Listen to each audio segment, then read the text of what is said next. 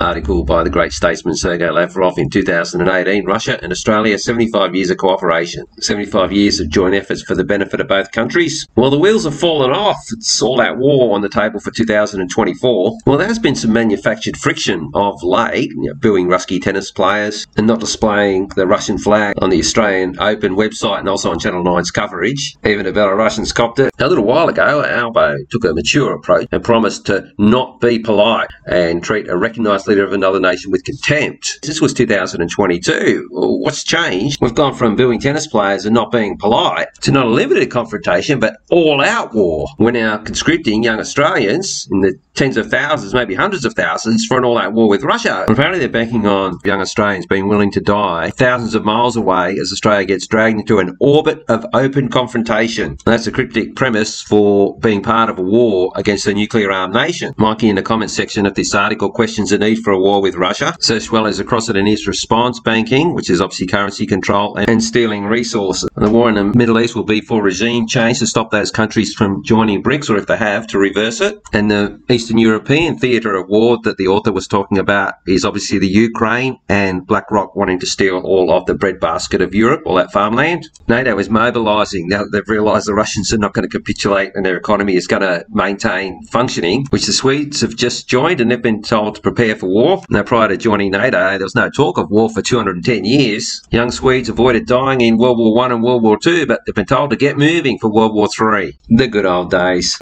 Look, I'm going to shirt front Mr. Putin.